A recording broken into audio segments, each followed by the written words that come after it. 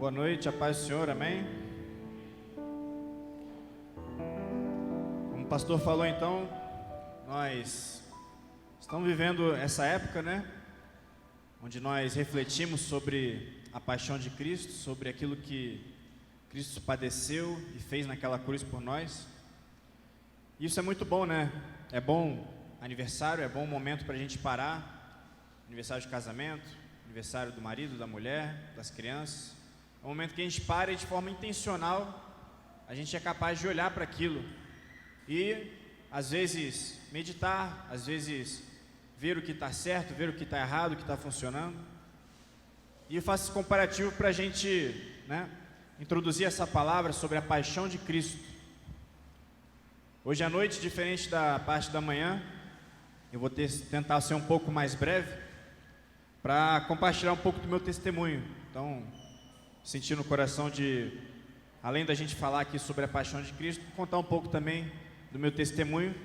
Alguns já ouviram, uma vez eu contei num culto de jovens aqui, mas acho que a maioria não sabe muito ainda. Então vamos lá, vamos falar sobre a paixão de Cristo. Então, como eu falei na parte da manhã, a primeira coisa que a gente precisa entender sobre a paixão de Cristo é que paixão não é uma palavra como a gente pensa que ela é, né? A gente usa a palavra paixão. Obrigado. De manhã, minha esposa falou que eu esqueci de beber água. Eu nem percebi.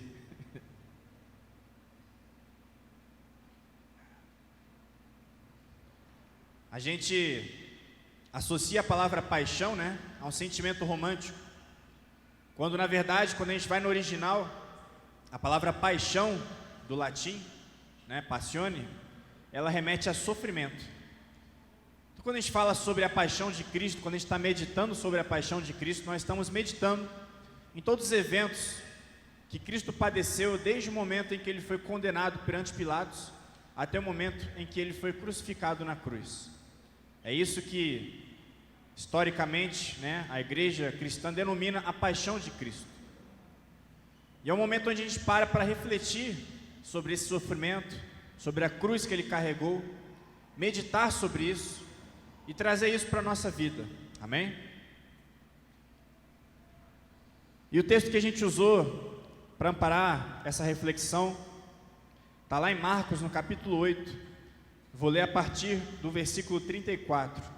Diz assim: tome a sua cruz. Então, convocando a multidão e juntamente os seus discípulos, Jesus lhes disse: se alguém quer vir após mim, negue-se a si mesmo, tome a sua cruz e siga-me, pois quem quiser salvar a sua vida, a perderá, e quem perder a sua vida por minha causa e por causa do Evangelho, esse a salvará. De que adianta uma pessoa ganhar o mundo inteiro e perder a sua alma? Amém? Então Jesus ele está aqui, num contexto onde ele tinha acabado de falar para os seus discípulos que ele havia de padecer, que ele havia de sofrer.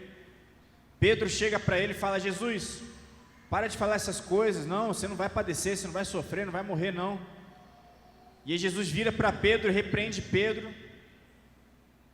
Satanás nas palavras de Pedro, e diz: Satanás, eu te repreendo porque você não cogita das coisas que são eternas, das coisas de Deus, mas apenas das coisas que são dos homens, as coisas temporais. E aí nesse momento em que acabamos de ler, Jesus ele agora está diante da multidão e dos seus discípulos, e ele chama todo aquele pessoal e fala: olha, se alguém quiser me seguir, essa pessoa deve, como eu, que vou padecer, que vou sofrer por vocês, essa pessoa deve tomar a sua cruz e me seguir. Então quando a gente olha para a paixão de Cristo, para o que Cristo sofreu na cruz, nós precisamos parar e usar isso como espelho para refletirmos se nós estamos carregando também a nossa cruz. E como eu disse de manhã, assim como qualquer relacionamento, seja ele conjugal, seja entre pais e filhos ou até amigos, está sujeito a cair na indiferença, na frieza, nós não podemos nos dar ao luxo de cair na indiferença quando falamos da paixão de Cristo, do amor de Cristo por nós. É perigoso quando a gente começa a achar que é um assunto normal, corriqueiro, quando isso já não toca o nosso coração, quando nós já não somos capazes de olhar para dentro de nós e perceber que precisamos ainda de muita mudança, de muita transformação, que precisamos ainda nos arrepender diariamente de muitos pecados que ainda estão enraizados nos nossos hábitos, no nosso coração, na nossa mente. Então não podemos cair no erro da indiferença ao falarmos da paixão de Cristo. E o que eu gostaria de focar aqui nessa noite é exatamente neste momento em que Jesus ele chama a multidão para si. Ele chama a multidão, ele chama os discípulos e ele coloca essa condição. Ele fala: se alguém quiser vir após mim, essa pessoa deve tomar a sua cruz, negar a si mesmo, negar as suas vontades, os seus desejos, negar o seu apego a este mundo e me seguir. E aqui eu queria entrar um pouco na minha história, para vocês também me conhecerem um pouco, né? Eu sou um pouco novo aqui na igreja, cheguei aqui, tem um ano que a gente está aqui, né? E meu nome é Mateus, né? Para quem não sabe, tenho 29 anos, não parece, né? Mas o exército ele acaba com a gente. E eu nasci num lar evangélico, o meu pai também é militar. Meu pai, ele não nasceu num lar cristão, né? Num lar evangélico, era um lar católico, mas não era praticante, né? Como o pessoal diz. E a minha mãe, na sua juventude, era desviada. Minha mãe, ela casou com um homem que começou a ficar violento. Ela teve um filho com esse homem, que é um irmão meu, Marcel. E o relacionamento deles começou a ficar ruim, turbulento. Ele começou a ameaçar ela, começou a subir o tom. E ela estava desviada, e ela fez uma oração a Deus. E um belo dia esse homem morreu num acidente de moto. E minha mãe ficou com meu irmão, que tinha acabado de nascer, 1 aninho de vida. Passou certo tempo, meu pai formou na academia militar. Meu pai veio de uma origem muito humilde, nasceu lá na favela, no Rio de Janeiro. Estudou desde cedo, 10 anos de idade, fez o concurso, passou no Colégio Militar do Rio. No Colégio Militar do Rio ele se destacou como aluno e foi chamado para a academia militar para ser oficial do exército. E aí meu pai se formou, foi para São Paulo, onde minha mãe morava, e gostou da minha mãe. E aí assumiu a minha mãe, casou com ela e adotou, né, o filho dela, que é o meu irmão. E aí veio eu e mais um. E aí meu pai, ele só veio a se converter depois de certo tempo de casado. Meu pai teve uma conversão muito radical, né, como era naquela época, nos anos 90. Meu pai foi aquela conversão bem radical. Eu lembro do meu pai pregando. Toda vez que meu pai pregava, entrava algum endemoniado ou bêbado na igreja. E aí expulsava o demônio. Eu nasci nesse ambiente, sabe? Meu pai contava umas histórias muito doidas. E aí nascemos num lar evangélico, eu e meus 2 irmãos, esse por parte de mãe e um outro mais novo. E eu sempre fui muito guiado pelo exemplo do meu pai. Meu pai, ele é um homem, né, que é muito dedicado em tudo que ele faz. Ele leva muito a sério quando a Bíblia diz: tudo que vocês fizerem, façam para a glória de Deus, né? Está lá em 1 Coríntios 10:31, se não me engano. Quer comais, quer bebais, façam tudo para a glória de Deus. E meu pai fazia tudo com excelência, na sua carreira profissional, na igreja, como presbítero. E eu cresci vendo esse exemplo. E eu, quando cheguei na minha época da juventude ali, meus 15 anos, eu comecei a ficar preocupado, né? Eu comecei a cair na real de que eu precisava começar a pensar no que eu ia fazer da minha vida. E meu único referenciário é meu pai, né? Não é à toa que meus 2 irmãos também são militares, tão forte que era o exemplo do meu pai em casa.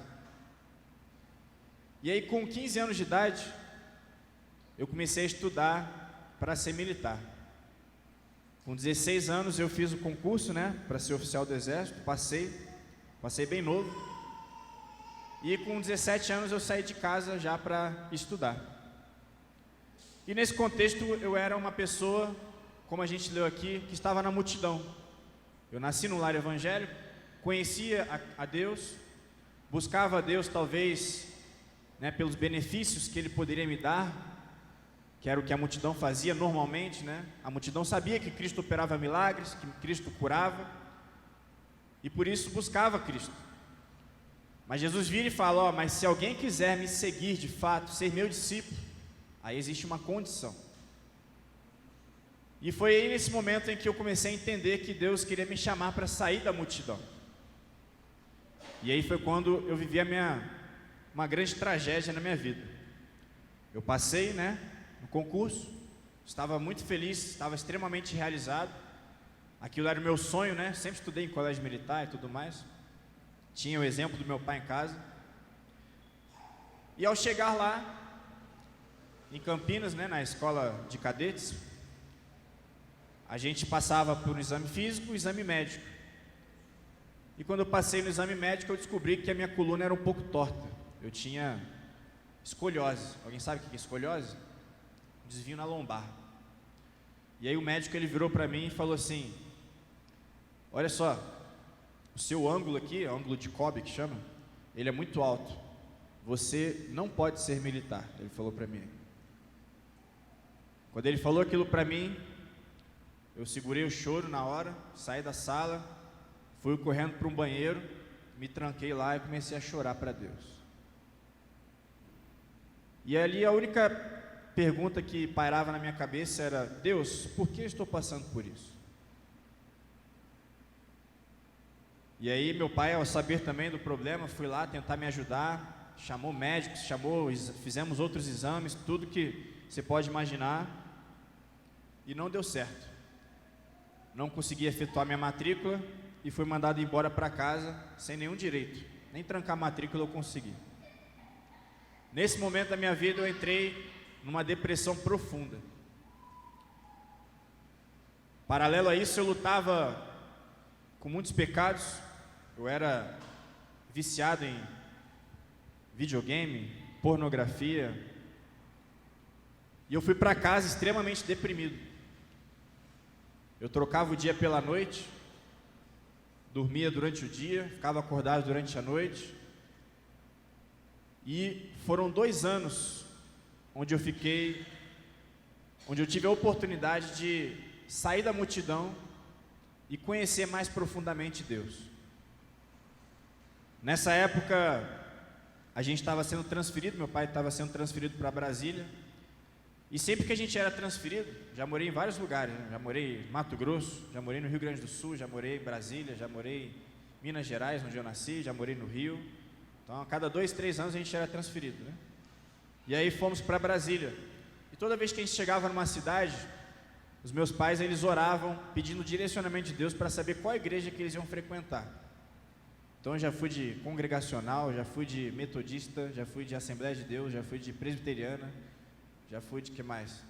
Tudo quanto é igreja, sei mais, batista, eu já frequentei. Porque meus pais tinham esse hábito. Eles não escolhiam a igreja com base na afinidade deles. Eles escolhiam a igreja perguntando: Deus, onde o Senhor quer nos usar? Essa era a mentalidade deles. E nessa época a gente foi para uma Assembleia de Deus. É a primeira vez que a gente ia frequentar uma Assembleia de Deus. E chegando lá, nessa igreja, eu estava extremamente deprimido. Fomos na escola bíblica dominical. Cheguei lá na sala de jovens, sentei, não tinha falado nada. E aí você sabe como é que é a Assembleia de Deus, né? Começou a aula, a professora, ela parou, olhou para mim, e aí começou a descrever minha vida toda ali, do nada. Falou que eu estava passando, falou que Deus ia fazer e tudo mais. E ali, Deus, ele despertou algo dentro de mim. E foram 2 anos onde eu passei ali, comecei o meu processo de sair da multidão, tomar a minha cruz, começar a negar a mim mesmo, negar os meus pecados, aquilo que me dominava, e buscar em Deus qual era o propósito, qual era o chamado que Ele tinha para mim.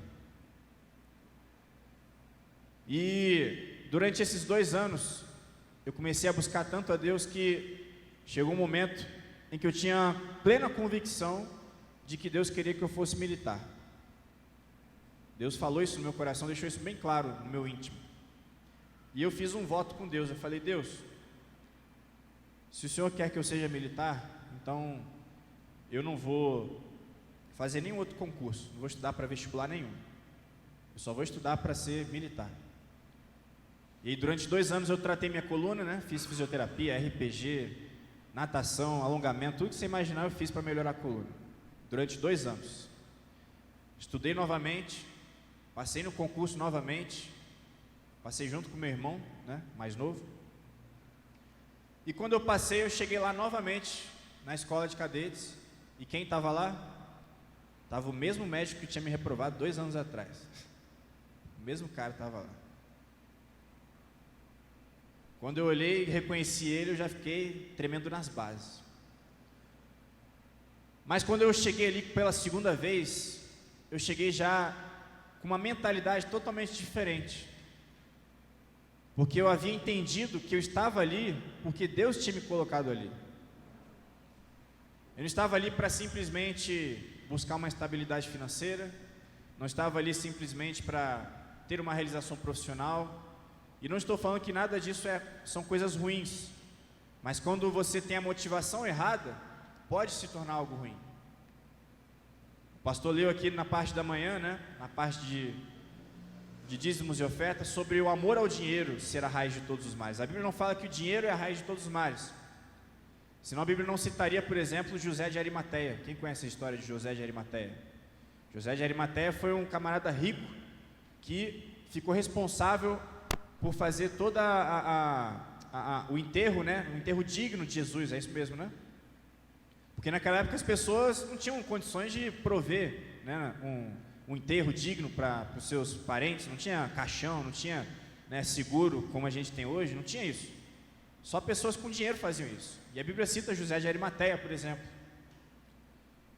Mas o amor ao dinheiro é a raiz de todos os males, ou seja, a minha motivação, se ela não estiver fundamentada em Deus, ela pode transformar uma bênção em maldição na minha vida. Isso vale para qualquer coisa. Sexualidade, trabalho, família. Se eu não tiver a mentalidade fundamentada na palavra de Deus, meu casamento, meu namoro, tudo isso vai por terra abaixo, vai por água abaixo. Então, da primeira vez que eu entrei, era apenas um sonho pessoal. Era uma busca, né, inocente de um jovem que queria ser um militar. Mas agora eu estava ali já com o entendimento de que Deus tinha um propósito para mim dentro daquele lugar. E chegando lá, o médico, ele olhou para mim, me reconheceu, falou assim: eu lembro de você. Aí eu falei para ele: não lembro de você não. Aí ele falou: tu estava aqui há 2 anos atrás, não estava? É. E ele falou assim: poxa, você realmente quer ser militar, né? Eu falei: é. E aí ele olhou meus exames, minha coluna havia melhorado, graças a Deus, e ele me aprovou. E naquele momento eu havia entendido que agora Deus esperava de mim muito mais do que simplesmente ser alguém realizado. Ele esperava que eu saísse da multidão, tomasse a minha cruz e seguisse Ele ali dentro. E lá dentro a gente tem, né, um espaço muito bom para pregar o Evangelho. E na academia militar, durante 5 anos, eu fui, né, presidente da agremiação evangélica lá. Até um amigo meu que estava aqui hoje de manhã, né, ele participava, ele foi vice-presidente. E lá era um ambiente como qualquer outro, que precisa, né, de pessoas para falarem de Deus. Era uma rotina muito pesada, a gente, né, o cadete acorda às 5 da manhã, vai até 10 da noite. Então a gente fazia um grupo de oração da madrugada. A gente orava de 11 até meia-noite, um ia acordar o outro. Às vezes o camarada estava, a gente fala zumba, né, estava morrendo de sono, aí o outro acordava, chamava, a gente ia lá para a salinha que era no último andar, subia a escada, fazia uma oração lá, e Deus falava muito com a gente. Fazíamos retiros todos os anos. Foi nesses retiros que eu conheci a minha digníssima esposa. Fazíamos reuniões, né, com as juventudes das igrejas locais. E enfim, ali eu entendi que Deus, ele esperava algo de mim muito mais do que uma realização pessoal. E nesses 4 anos eu pude ver a mão de Deus, né, na minha vida. A gente vê muitos jovens que entram ali dentro, na academia, entram ali com a sua fé, às vezes superficial, e saem totalmente desviados do caminho. Se entregam à imoralidade sexual, se entregam ao pecado. Então eu entendi que Deus, ele esperava algo de mim ali naquele momento. E eu estou contando essa história justamente para vocês entenderem isso, né? Esse processo de você sair da multidão, tomar a sua cruz, se negar e seguir a Cristo. Porque a gente, quando para olhar para o que Cristo fez na cruz, isso nos gera um constrangimento. Mas esse constrangimento, ele não pode ser apenas sentimental. Eu não posso olhar, né, para o sacrifício de Cristo na cruz, né, assistir o filme famoso do Mel Gibson, que eu descobri até que vai ter uma continuação, A Paixão de Cristo, e apenas se emocionar com aquilo. Não. O que Deus espera da gente é uma resposta prática, a partir da nossa vida, de quem nós somos, do que nós fazemos. É isso que Deus espera de nós. A Renata leu aqui no começo, o texto de João, que diz o seguinte: quem ama, né, Jesus fala, aquele que me ama, ele faz o quê? Ele guarda os meus mandamentos. Ou seja, a linguagem do amor de Deus é a obediência. Sabia disso? A gente fala muito sobre linguagem de amor, né? Então você quer amar a Deus, você pode cantar, você pode louvar, você pode falar, mas a principal forma de você demonstrar amor a Deus é obedecendo à vontade dEle, é guardando os mandamentos dEle. Senão vira um amor superficial, senão vira um sentimento. Isso é muito fácil da gente ver no casamento, por exemplo. É muito fácil a gente dizer que está apaixonado, né, no começo de um relacionamento, mas depois que a gente casa, o amor, ele não é medido simplesmente pela quantidade de vezes que você diz eu te amo, ou pelas flores que você dá. Tudo isso é importante, mas no casamento o amor, ele é medido pela entrega do marido, pela entrega da esposa, é medido pela fidelidade. São coisas práticas, não são coisas superficiais, entende? E é por isso que tomar a cruz hoje em dia não é um assunto muito legal dentro da igreja, porque a gente não quer sofrer, ninguém quer sofrer. A mentalidade do mundo é uma mentalidade onde você vai buscar um emprego, vai alcançar a estabilidade e vai ficar tudo tranquilo, tudo bem. Mas a mentalidade do reino não é essa. A mentalidade do reino, ela espera o quê? Você tomar a sua cruz e seguir a Cristo. Isso tem um preço. Porque o amor custa, não é verdade? E se eu digo que eu amo a Deus, isso não pode ser da boca para fora. A Bíblia é muito clara, como a gente leu hoje de manhã, em 1 João 2,15, diz assim: se alguém ama o mundo, o amor do Pai não está nele. Não tem como eu amar as minhas vontades, os meus desejos, e amar a Deus ao mesmo tempo. Não tem como. O que eu posso fazer é o que? É santificar os meus desejos, santificar as minhas vontades. Não estou falando que você não pode sonhar, você deve sonhar. Você que é jovem, você deve sonhar com emprego, você deve buscar prosperidade, mas primeiro isso deve passar por um processo de santificação, onde isso vai se tornar uma cruz com um propósito. E não é um sofrimento por sofrer, ele tem um propósito. Jesus não sofreu por sofrer, ele tinha consciência do que ele estava fazendo. Então nós precisamos abraçar essa consciência de que nós não estamos aqui para viver uma vida tranquila. Jesus, ele não veio para cá para ter uma vida tranquila, não. A Bíblia diz que ele abriu mão da sua glória, se fez homem, teve que aprender a obedecer, teve que abrir mão da sua vontade. A gente vê isso lá no Getsêmani, ele falando: se possível afasta de mim esse cálice, mas não seja feita a minha vontade, a sua vontade seja feita.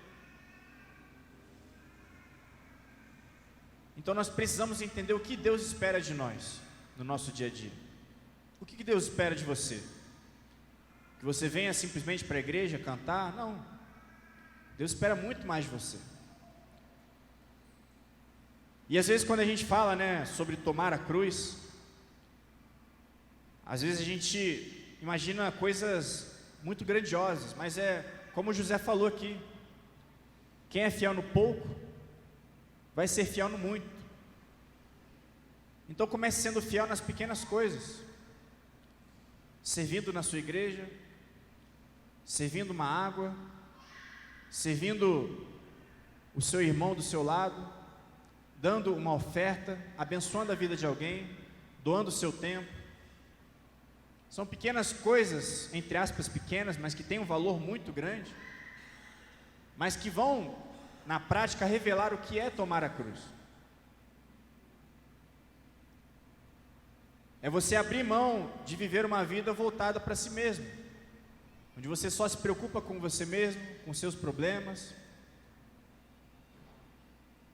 A maturidade, ela é caracterizada, ela é demonstrada pela quantidade de pessoas e de problemas que você consegue abraçar. Quanto mais madura uma pessoa é, espiritualmente falando, pessoalmente falando, mais pessoas, mais problemas essa pessoa é capaz de colocar debaixo da asa dela. Como que a gente exemplifica isso? A gente tem aqui, por exemplo, o André Ricardo. André Ricardo? O André Ricardo, ele é um bebê. É muito nome de criança nessa igreja.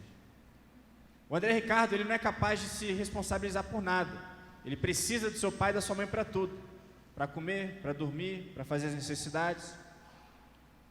Mas conforme ele vai crescendo e vai amadurecendo, ele já vai sendo capaz de cuidar do irmãozinho dele.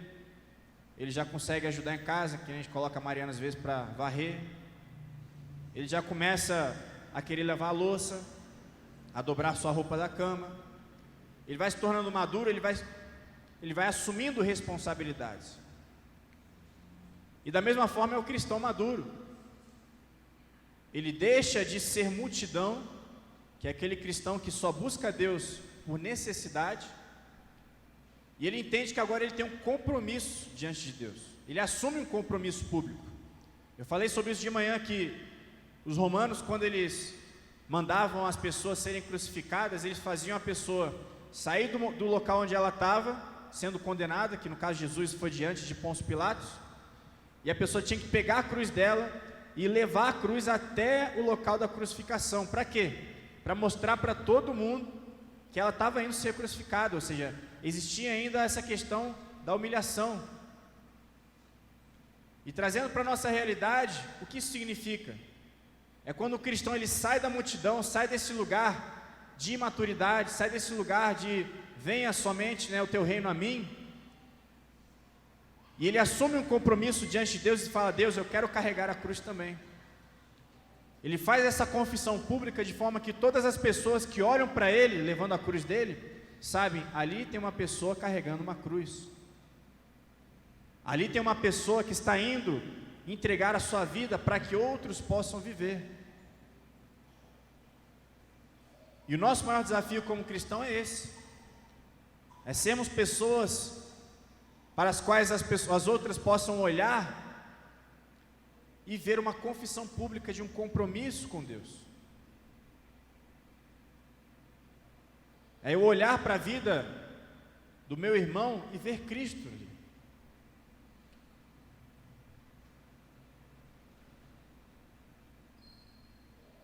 E a meditação na paixão de Cristo, ela é justamente para isso. A Bíblia diz que o amor de Cristo, ele nos constrange, e ele deve nos constranger todos os dias. Quando você achar que está bom o suficiente, quando você achar que está maduro o suficiente, que você já decorou muito versículo, tome cuidado, como a igreja de Laodiceia. Tome cuidado de não confiar na sua própria capacidade e achar que você já é bom bastante, porque sem Deus nós não podemos fazer nada.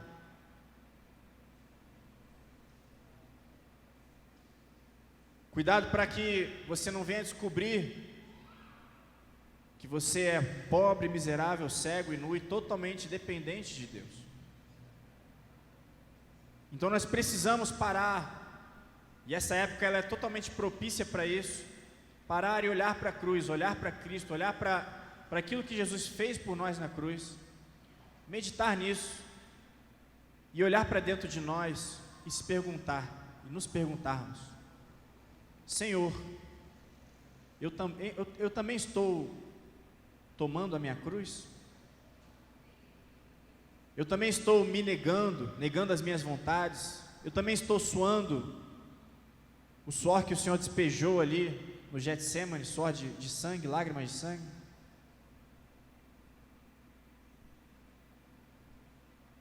E como eu disse, ninguém gosta de falar de sofrimento, mas a verdade é que um sofrimento acompanhado de propósito, ele vai gerar bem-aventurança. Quem tem um porquê, suporta qualquer meio, qualquer como. Se você tem consciência de que você está vivendo para a eternidade, que você está fazendo a vontade de Deus, nenhum sofrimento vai ser capaz de fazer desistir. A gente olha para a vida de Paulo, por exemplo. Se você for olhar de forma racional, você vai achar que Paulo era louco de passar o que ele passava. Mas se eu te perguntasse se Paulo era feliz, o que você diria? Será que ele era feliz? A resposta para essa pergunta vai depender do que a gente entende como felicidade. Porque nós estamos tão acostumados com este mundo, estamos tão apegados a este mundo, que nós associamos felicidade simplesmente a bem-estar. E felicidade não é bem-estar. Bem-estar é algo bom? É algo bom. Mas não é capaz de trazer felicidade na sua plenitude, senão pessoas ricas, pessoas prósperas não se suicidavam. Senão a gente não via desgraça em famílias ricas. Senão a gente não via famílias desestruturadas com dinheiro. Mas por que eu tenho a certeza de que Paulo era feliz, era bem-aventurado? Porque Paulo, ele tinha consciência de que ele estava fazendo a vontade de Deus. Lá em Isaías, quando Isaías profetiza sobre Cristo, ele diz assim: verá o fruto do seu trabalho e se alegrará. Ou seja, no processo vai ter dor, vai ter altos, vai ter baixos, vai ter suor, vai ter lágrimas, vai ter sangue, mas ao final vai ter alegria, ao final vai ter a vida eterna. E é muito importante a gente desapegar desse mundo. Por que Paulo era tão desapegado desse mundo? Paulo já tinha tido experiências surreais com Deus, né? Paulo foi ao terceiro céu, foi, como é que diz? Como é que se fala? Foi arrebatado, viu coisas inefáveis. Ou seja, Paulo ele já estava totalmente desapegado desse mundo. Por isso que era fácil para Paulo dizer assim: olha, se eu morrer está tudo bem, porque eu morrendo eu vou para Cristo. Mas se eu ficar aqui também é bom, porque eu vou estar fazendo a vontade de Deus, vou estar pregando, vou estar ajudando os irmãos. Então Paulo ele era tão bem relacionado com Deus que ele não tinha apego a esse mundo. Paulo não conseguia amar o mundo porque ele amava Deus, porque o amor de Deus estava latejando dentro do coração dele, na mente dele, é o que ocupava o tempo dele. Então os sofrimentos eles já não eram capazes de parar ele. Então se o sofrimento, se a dor, se as dificuldades, as tribulações, elas têm te deixado para baixo, talvez falte você procurar um propósito em Deus. Talvez falte você entender qual é a cruz que Deus separou para você carregar. Porque se você entender, pode ter certeza que você vai suportar qualquer coisa. Tem um pregador famoso que chama Dietrich Bonhoeffer. Alguém conhece ele? O Dietrich Bonhoeffer, ele tem um livro muito famoso Eu esqueci o nome agora. Qual? Discipulado, né? Discipulado. E ele fala, né, sobre a graça barata, enfim, mas Dietrich Bonhoeffer, ele foi uma pessoa que passou pelo campo de concentração. Uma coisa que é muito boa a gente praticar como igreja, já estou acabando aqui, para não passar muito nosso tempo, é a gente ser capaz de confessar, né, nossos problemas, nossas tribulações uns para os outros. É muito bom quando você para e ouve a aflição do outro, porque aí você entende que você não é o único que está passando problema. Já teve essa experiência? Quem passa muito por isso é a mãe. Eu falo muito com a Duda. Mãe, quando conversa, começa a descobrir que não é só o filho dela que acorda de madrugada, não é só o filho dela que fica gripado, que passa por dificuldades, não é verdade? E tem um texto na Bíblia que fala, né? Está lá em Pedro, ele fala assim no final do versículo: sabendo que as mesmas tribulações se cumprem na vida dos seus irmãos. Ou seja, todos nós estamos passando por tribulação.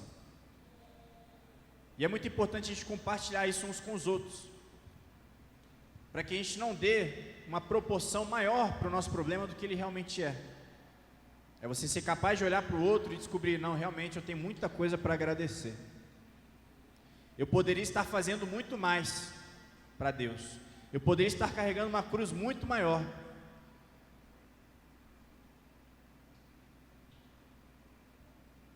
E a gente poderia citar aqui vários exemplos. Tem Viktor Frankl também.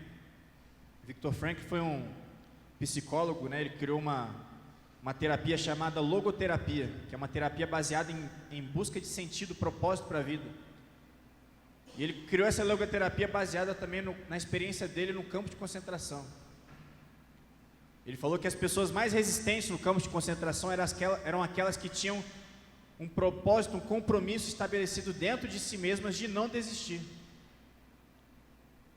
Se fosse um compromisso de um dia rever a esposa amada, fosse o compromisso de lutar com a consciência de que Deus estava com ele, enfim.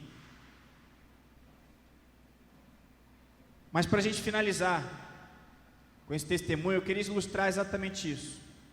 Estamos numa época muito propícia para olharmos para a cruz, para olhar para a paixão de Cristo. E eu gostaria de ler novamente o texto, como um convite para cada um de nós. Versículo 34.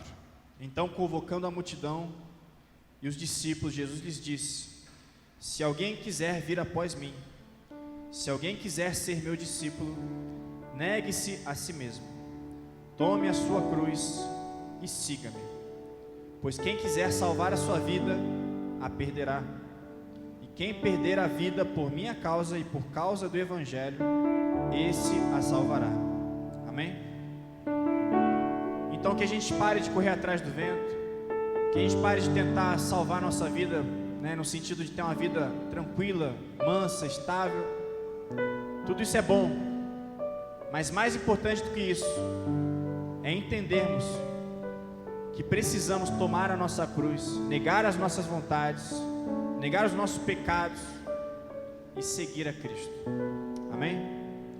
Que você possa meditar nessa palavra, que você possa meditar nesses dias no sofrimento de Cristo, no padecer de Cristo na cruz por você, e que você possa dar uma resposta prática no seu dia a dia, no seu casamento, na sua criação de filhos, na sua igreja, servindo como Cristo nos serviu.